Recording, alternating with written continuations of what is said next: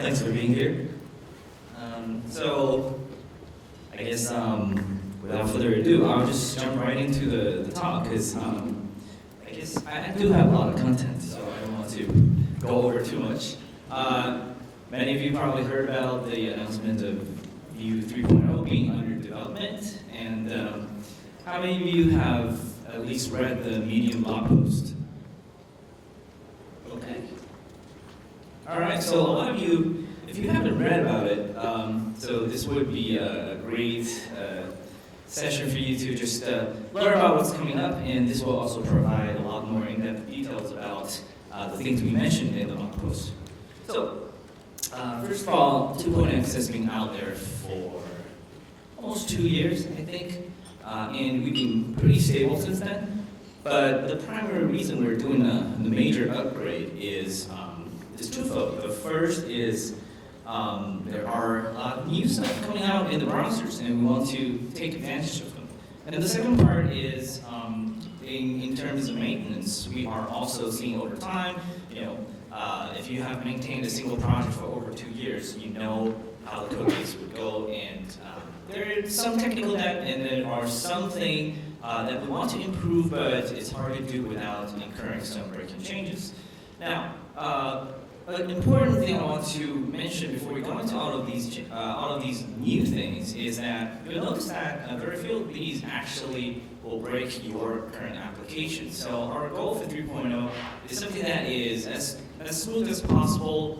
We don't want to force everyone to just do a great overhaul of their existing app. We want to make sure what you know that works today keeps working, and we keep introducing new stuff, and we keep making these underlying improvements that will just, invisibly speed up your app without you having to do much. So that's our goal for an update. And it's a 3.0 because inevitably there will be some breaking changes, but we try to minimize them. And we make sure to thoroughly discuss every possible change with the community before we actually make the decision. All right, so what's coming in Vue 3.0? First, we're going to make it faster. Well, Vue is already pretty fast, but it could be faster, so why not? And make it smaller. It's already pretty small, but it could be smaller. Make it more maintainable. This is for our quality of life. We have hundreds of issues, and we probably get 20, 30 issues every single day. So for us, just making sure everything is more maintainable, well decoupled, and easier for external contributor to read the code and understand and contribute is also extremely important for us. Make it easier to target native. We currently do have some solutions that allows you to use Vue to render to native targets, but some of those implementations are a bit hackish because it has to fork the Vue source code. Although we do have the internal infrastructure for doing that, it's not exposed as a standardized API. So we want to change that and make your life easier. So these are a bunch of quality of life improvements, new APIs that will just make it easier for you to write your application. Alright, so let's dive into the details. First, we want to make it fast, make it faster. Virtual DOM implementation. So Vue uses Virtual DOM, and Virtual DOM has an overhead. And our previous implementation over time has grown. We had a lot of edge cases, so we did a round-up rewrite, and in that process, we learned a lot of micro-optimization tricks from other competing solutions. And the result is we have a new Virtual DOM implementation that's almost double the speed in combo mounting and patching scenarios. And we also have more compile time hints to reduce the runtime overhead. So Vue currently already does that to some extent. So in case you don't know, when you write your template and give it to Vue, it actually uses a compiler to compile the templates into something called JavaScript render functions. These are functions that return virtual DOM, and the code that it generates can be optimized by the compiler. So the compiler can statically analyze your template to extract information about what you intend to do, and then generate code that will be as efficient as possible at runtime. And because this compiler work is done at build time, so all of this work, all the work reduced at runtime benefits your users, so you're not incurring any additional cost for your actual runtime performance. So I'm going to dig into the details of a few possible optimization. So if you've used React or you're familiar with a virtual DOM implementation based framework, you probably know that virtual DOM does incur a bunch of overhead. And a lot of times when React developers try to optimize their applications, it's really about just kind of working, battling against the virtual DOM, trying to reduce its work done as much as possible. So with a compiler, there's a lot of work we can do for you without you having to do anything. So the first thing we are going to introduce is we're going to generate more efficient code that creates these virtual nodes. So this looks super verbose, but the reason it is doing so is because we want to ensure that every single call to these create, fragment, component vnode, elements vnode calls, they receive consistent number and shape of arguments. So this is called monomorphic calls. And JavaScript engines love that. So if they see a function and the function keeps getting called with the same shapes of arguments, then the compiler is like, hey, I can optimize that and be able to do its work and make your code super fast. So we want to generate as much monomorphic code as possible. And then there's component fastpath, which means just by looking at your template, if something is uppercase, it's most definitely a component. Right? So we can just directly generate code that creates a component instead of having to at runtime check, oh, if this tag is a component, I'll generate a component, otherwise I'll generate an element. Right? So we skip a lot of these guesswork at runtime, and we can do that by inferring the information at compile time. And then there's children type detection. Basically, we're telling the compiler, telling the runtime, hey, this div only has one single children. So you don't even have to assume it's an array. You don't even have to check if it's an array. You don't have to do the iteration and try to diff the children. You just compare this single child, and that's it. So it skips a lot of unnecessary work for the runtime, which just makes it, and when all these little things add up, your whole application just becomes substantially faster. Optimize slot generation. So many of you have probably used slots. One of the problems with slots in performance is when a component has slots, it actually has to always re-render when the parent renders. So when the parent component renders, the child component with the slots always have to render to ensure that the content passed to it by the parent is up to date, because it doesn't really know whether the parent content has changed or not. So in the 3.0 code, we'll generate these slots as a function that's being passed down, kind of like scope slots. And the benefit of that is because Vue components keeps track of their own dependencies, right? Previously, slot content is rendered in the parent scope, and thus the dependencies are tracked in the parent scope. So this hello here is actually tracked in this parent scope, instead inside the comp itself. By turning it into a function, we're deferring the rendering of this part later into the child component itself. So when the child component renders, that's when it actually calls this function. This makes this .hello collected as a dependency of the child instead of the parent. So now parent and child are cleanly separated, have their own complete set of dependencies, and if hello changes, only the child renders. And if something else changes, only the parent renders. So this results in a much more precise component update cycle. When you mutate state in your Vuex store global state, you can be more sure that there will only be the components as affected being rendered. And this is something you don't even need to think about. Whereas in React, you have to do a lot of pure component, shared component update. And I think this is one of the most important distinction in terms when you have a big component tree. Vue ensures that you get an optimized component update cycle. static tree hoisting. So this is something Vue 2 is already doing, and to think about it, right? The overhead of virtual DOM comes from you have to always render the world. So this part, this span on the left, it actually never changes, but in the naive virtual DOM implementation, you're always recreating virtual nodes for this part and then trying to diff them.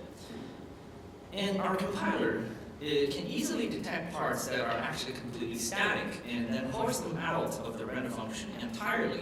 So this is just a constant tree, and we reuse the same tree on each re-render and the diff algorithm.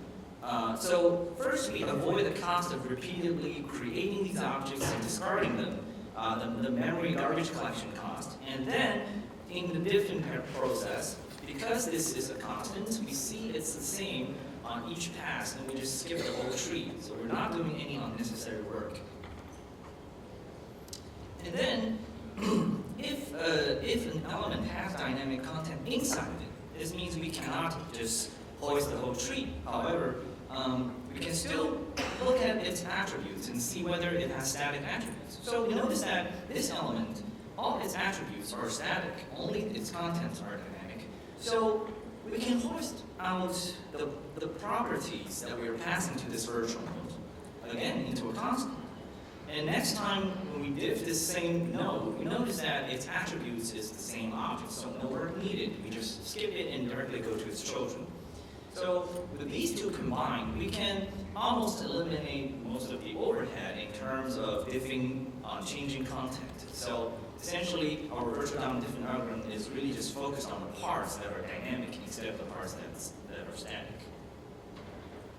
And then there are inline handler hoisting. So these are kind of like micro optimizations, because when you pass an inline function, this code generates an inline function by default, and the inline function gets a new identity on each render. So when you pass it down as a prop, it actually causes the child to always re-render.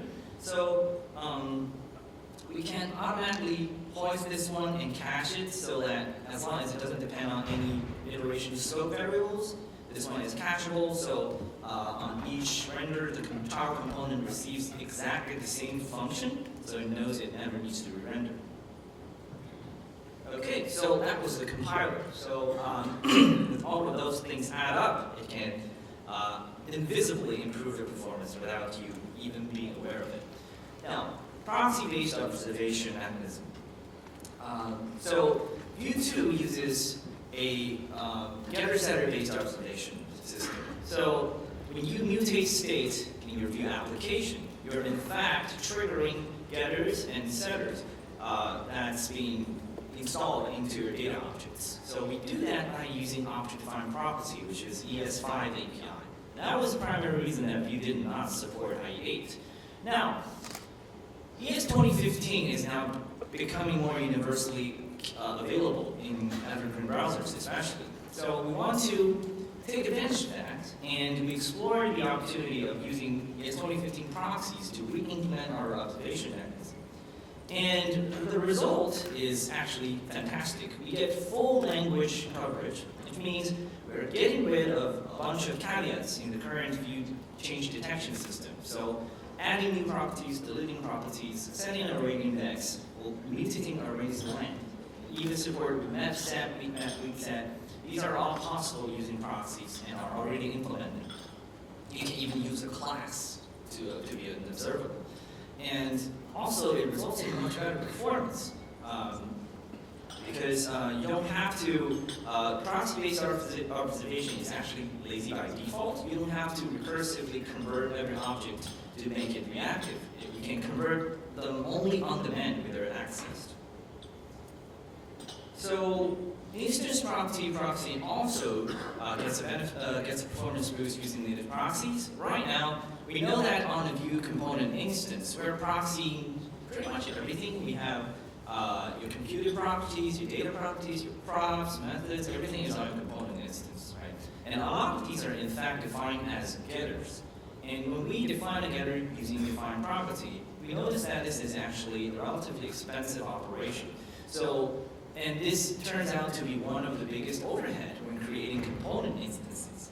So, if you compare, say, 3,000 component instances versus 3,000 normal elements, you find the components are much slower to create because of all of these overhead.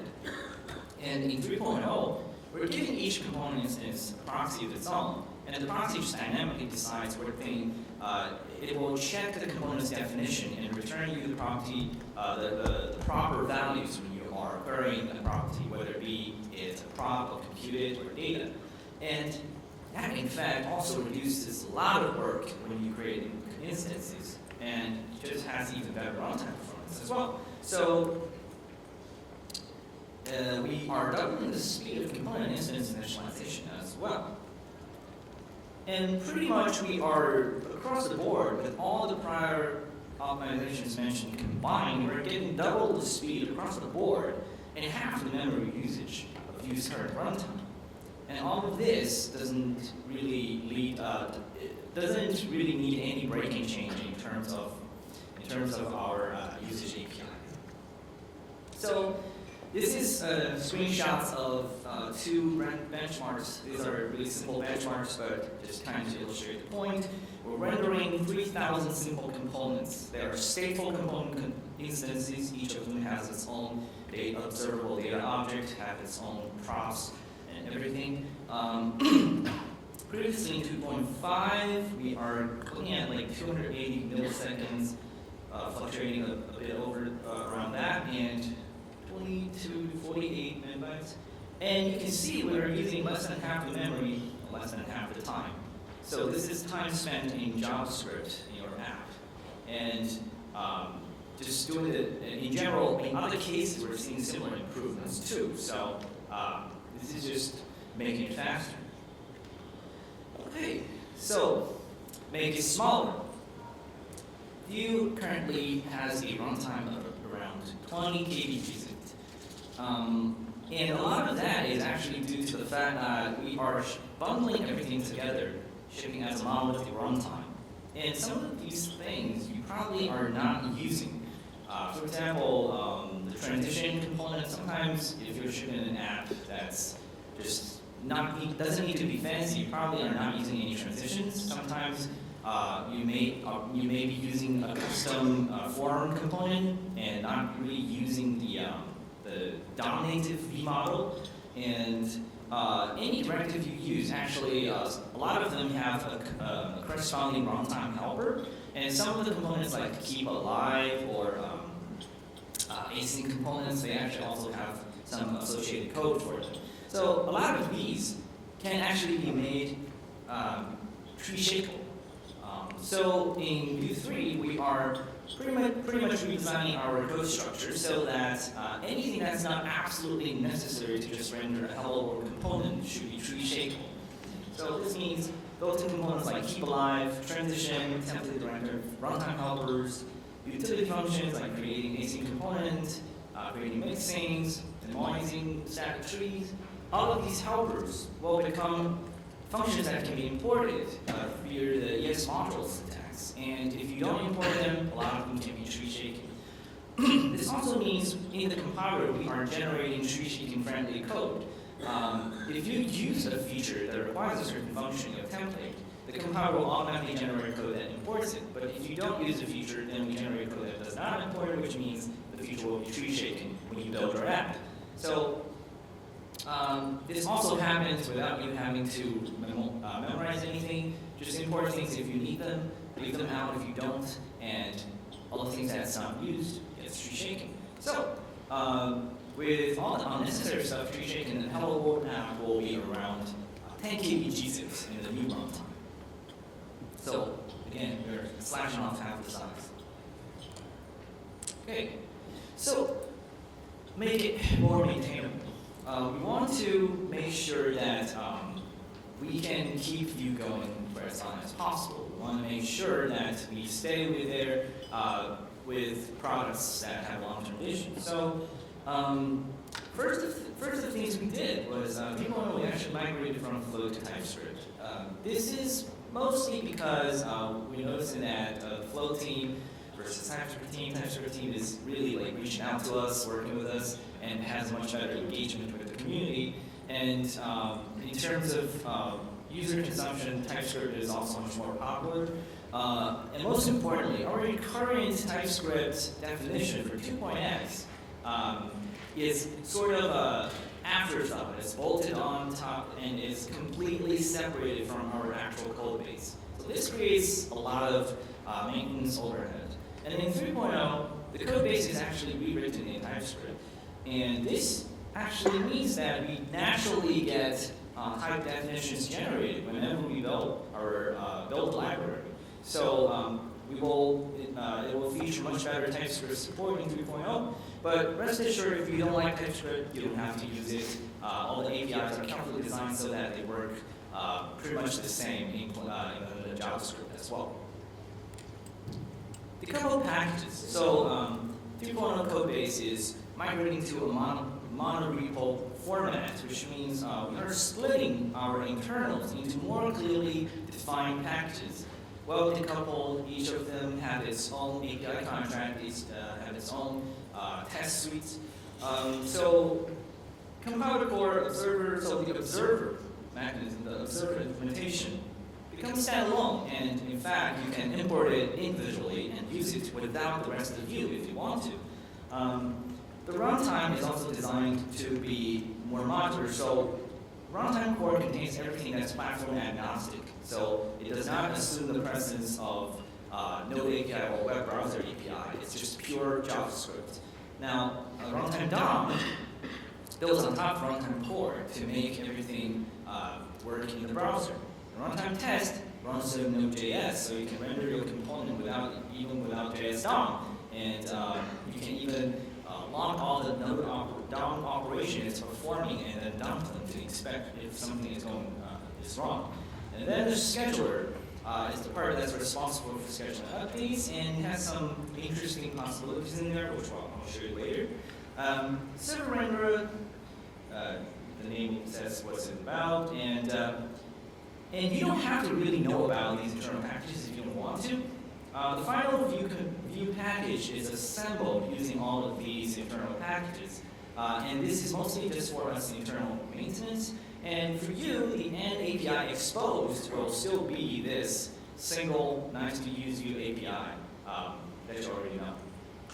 And we have two builds. The compatibility build is the one that maintains as much the same behavior with the current 2.x as possible. And we'll talk a bit about that later. So the compiler is also being rewritten. So we want to rewrite the compiler to be more modular. We use pluggable architecture so that, for example, a single optimization can be a plugin, a directive can be a plugin, and so that it makes it easier for people to contribute. Partial location info, this means we're aiming to give you source maps. When you have runtime render errors, it'll point to the template source instead of cryptic render function code. We also wanted to serve as an infrastructure for more robust IDE support. So currently ESLint, plugin Vue, and Vector all kind of implements their own parsers. Prettier uses a custom Vue parser. And we want to unify all of these. We want Vue parser to be able to serve as a common infrastructure so we don't have all these duplicated effort in the community. And okay, make it easier to target native.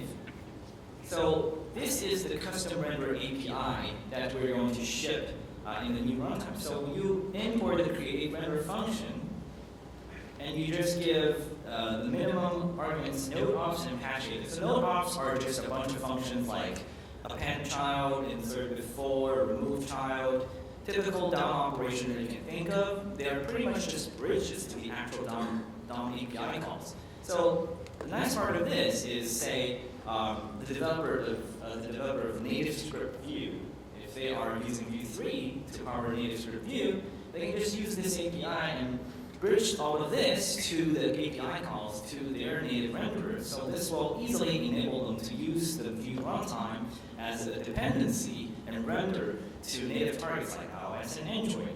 This will it also becomes really easy for them to upgrade Vue instead of having to always update their fork. Okay, so make your life easier. The first thing we're probably going to do is we want to expose the reactivity API because the concept is actually a bit of hidden in current Vue 2.x. we want to give you the ability to explicitly create objects that are reactive. So if you import observable from Vue and create a state object, this object is reactive now.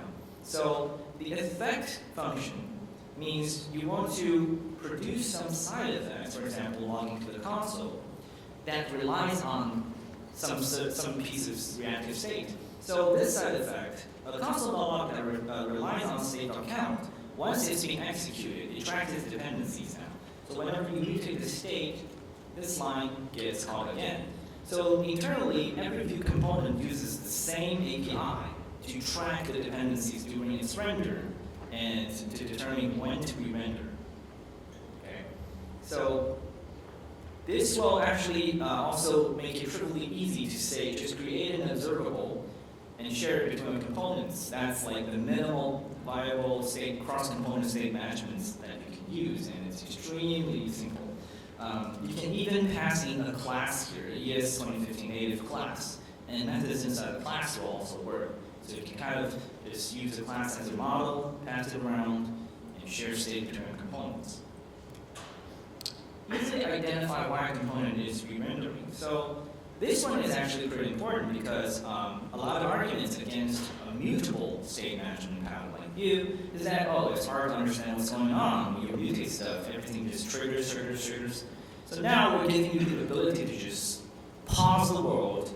You put a debugger inside the render triggered hook, and you can, in your dev tools, you'll be able to just look at the world as it is when the component is triggered, and you get an event. So I kind of want to do a quick demo of what this really means. So this is the reactivity tracking. Console.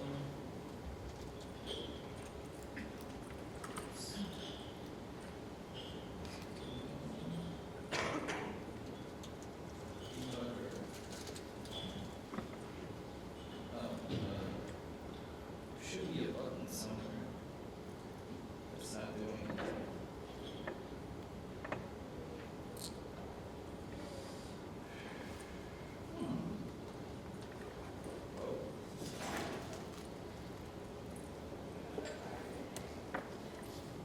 Oh, right. I need to serve it over. So serve it over HTTP because I'm using modules. Just one second. This is Vue 3 demos. So tracking. And so we have a counter here, and if we press the counter plus, you notice that we get an event here, and the event actually gives you precise information on what is going on. So we see the target. The target is count2. So this is the object that's being mutated. We see the runner. So the runner is actually the reactive side effect that's running for a certain component. And then we see that the key count is being mutated, and the old value is 1, and it's being mutated to 2. So you know exactly what's going on. This is kind of like a mutation payload in Vuex, but you get it for free. You don't have to do anything special to get this. And more importantly, inside the stack trace, when you pause inside the render triggered, and you're seeing all these here. You can actually use the Chrome DevTools, go into settings, go into blackboxing, and enable blackboxing Vue.js. And voila, this is your stack trace. You see, you directly go to the line. You can directly go to the line that is causing your state to be changing. So now, you don't need to do any guessing. So it shows exactly where this component was triggered to be rendered. So this helps you understand what's going on in your app. And it's super simple to use. All right.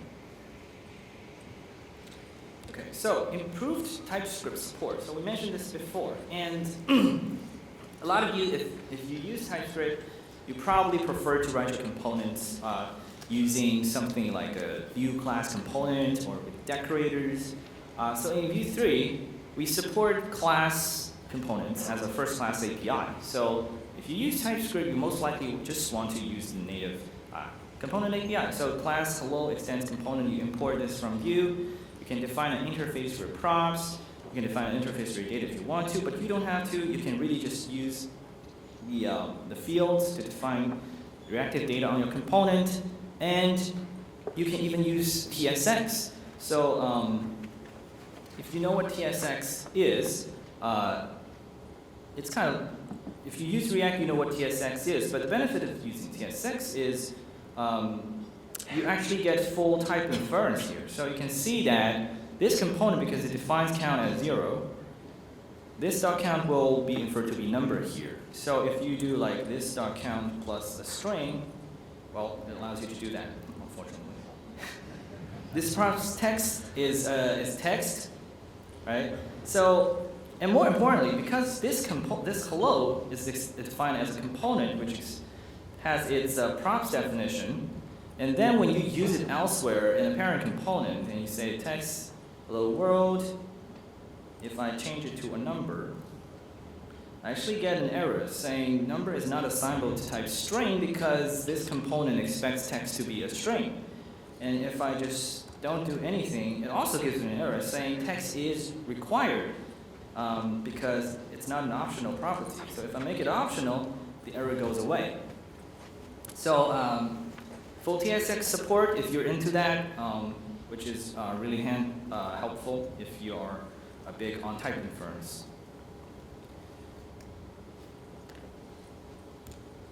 And then we have better warning traces. So previously our warning traces, we do give you a nice component trace showing the hierarchy of the component that's currently triggering the warning, but it did not include functional components before, and we're doing that in 3. And inspectable props, so in the component trace, you actually get interactive props that you can like crack open and see which each component is receiving.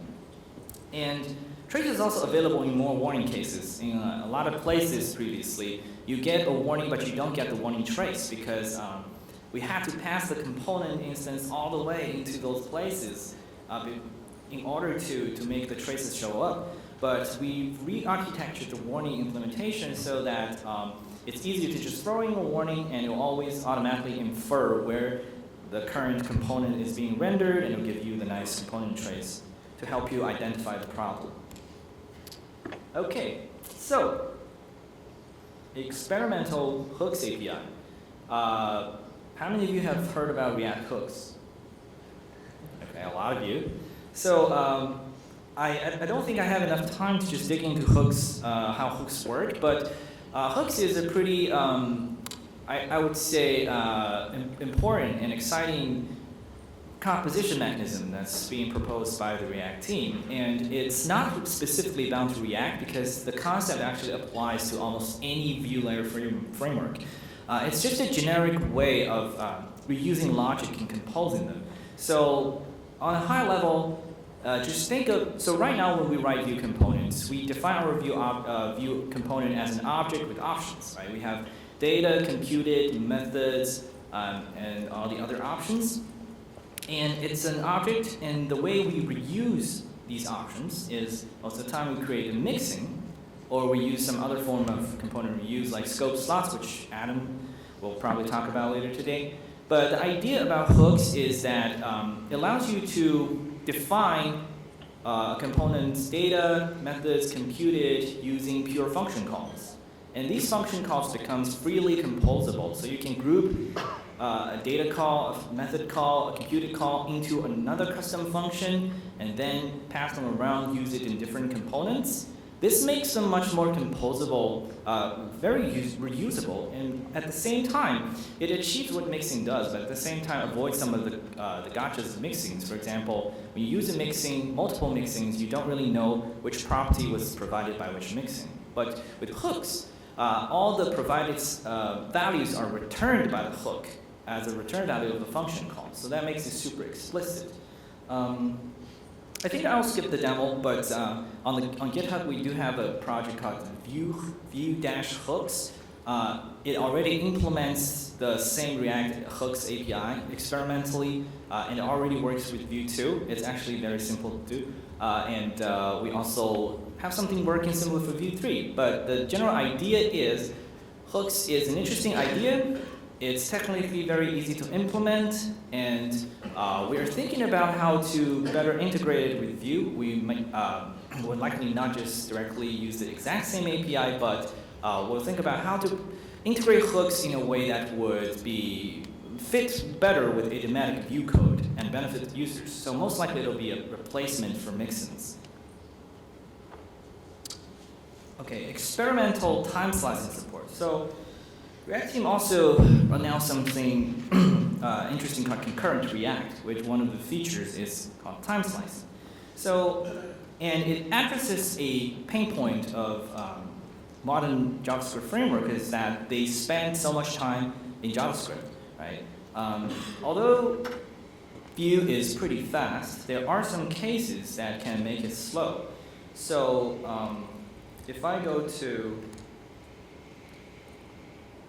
the time slicing example and go to the time slicing demo here. So let's look at the code. So here I have a block function. What this block function is doing is it uses a while loop to just block the main thread for 1 millisecond. So it does nothing until 1 millisecond has passed. And we are simulating a very expensive component which just blocks for 1 millisecond in its render function. So if we were to render 200 of these components, so I'm using render functions here, but you get the idea. So we're rendering 200 of these at the same time. It'll take 200 milliseconds at least, right? And each update, they are actually sharing some common reactive state that we created with the observable API. And whenever we mutate share.message, all 200 instances will have to update. And that, again, is a guaranteed minimum 200 milliseconds work. So let's take a look at what Vue today by default does. So typing here will update 200 components instances at the same time. I'll do like, right? So it's kind of okay, but what if I'm typing fast? It's like freezing, right? It's not responsive at all, especially like when after I'm typing, because it's doing all the work, you can't even scroll the page, you can't even click on anything else. The browser becomes completely unresponsive. But what time slicing does is if we take on the performance tab and start recording,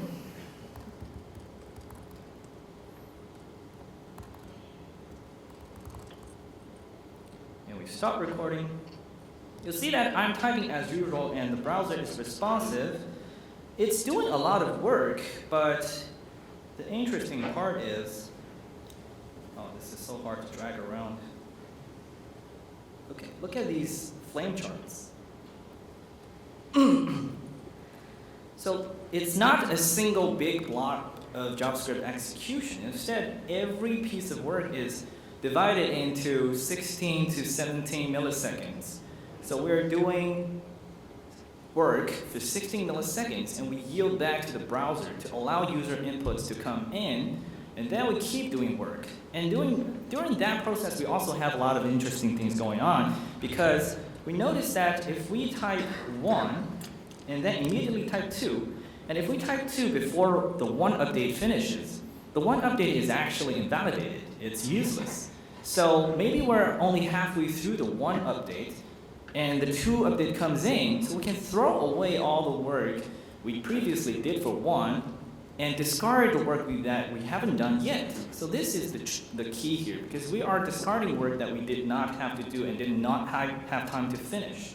So, so this gives us a completely responsive input box while the browser is still doing its work as much as possible. So, and you don't need to use any special API to get this behavior. It's just like when we turn it on, it just works like that. So this is pretty important in terms when you have a super heavy application and want to ensure your application stays responsive. So this is already, it's experimental, but it's already implemented and working in Vue 3. So, cool. So that's actually most of the things that I want to talk about Vue 3. I hope that gets you excited and looking forward to it. And I know the inevitable question I will get from some of you is, hey, it uses proxies. So what about IE? Too long DR is IE 11 will be supported. So we know that it won't die until 2021, which is a pity. I hope Microsoft just reconsider it. But in order to support it, we're actually going to ship a build which includes both the ES5 getter and setter based detection and the proxy based detection. And it will fall back to the getter setter based detection in IE 11. But the downside is you will have to specify whether you want to support IE 11 so that we can warn you when you use the API in a way that won't work. When you assume something that will work but it won't work in IE 11. Right? Because the limitation is, for example, in Vue 3's proxy-based build, you add a new property and the change will trigger. But in IE, it won't be able to detect that. So when you do that and you have the support IE flag on, we'll actually throw a warning for you, telling you, hey, like you can't do this if you want to support IE 11.